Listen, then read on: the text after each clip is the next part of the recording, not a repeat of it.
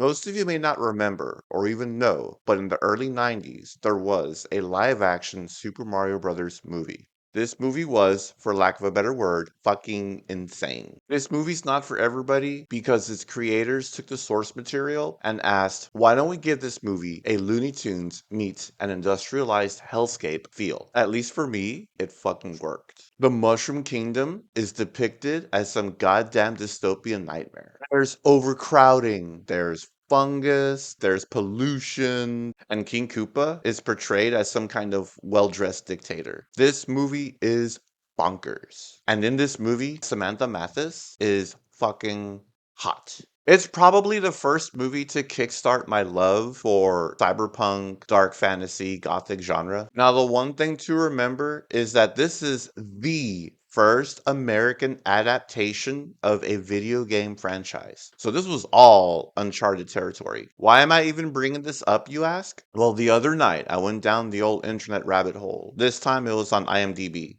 And lo and behold, I found some of this movie's alternate art. Now, it's pretty common for a movie with a wide distribution to get multiple movie posters, each tailored to the local market's culture and sensibilities. And boy, do these posters go hard. They go harder than if John Wick found out Satan, Michael Vick, Dolores Umbridge, and fucking Sephiroth were involved in a plot to blow up the world's petting zoos. So, for comparative reasons, let's begin by looking at the domestic artwork.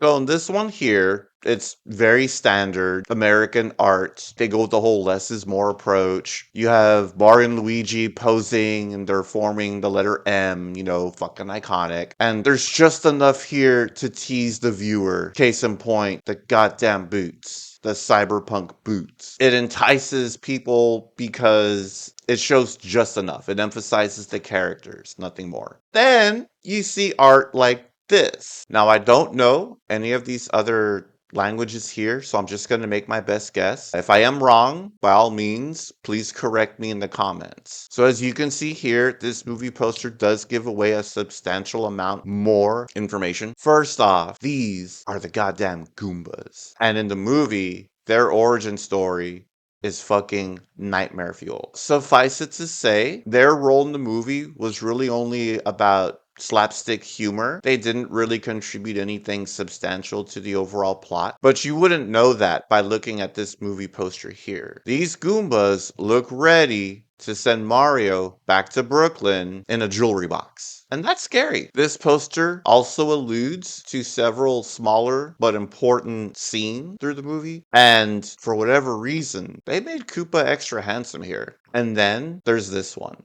Now, I could be completely wrong here, but if I have to guess, I think this language is either Korean or Taiwanese, or it could be something else entirely. I'm not sure. But again, this poster here also inflates the overall weight that the Goombas have in this movie. So it just kind of looks like, Mario and Luigi are leading the way and they're following. And then there's this one. If I have to guess, I would say this one would be Korean. Again, sorry if I'm wrong on any of these. Feel free to correct me in the comments. But look at this one. This one is very bold, heavy color saturation, very striking. And this one is a rather unusual choice of scene to use for the art. In a way, I guess it does invoke a sense of mystery. Like, who the hell is this? And what's happening with him? And who are they? So in that respect, I guess it does its job. And last, but certainly not least, we have the granddaddy of alternate art. When I saw this art, I had to grab something to keep the room from spinning. Behold, this vortex of psychosis. There's a lot to unpack here. This poster is busier than an anthill on meth. This poster has so much going on. This poster is allegedly a poster for a child's movie, and I fucking love it. So after seeing this children's movie,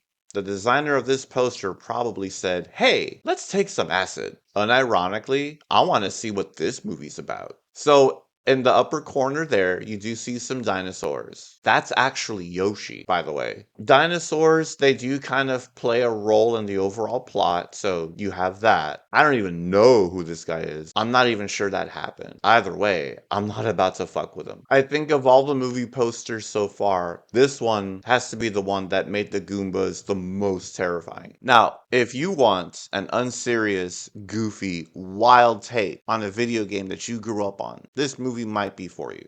Other than that, I just wanted to talk about the art for a bit.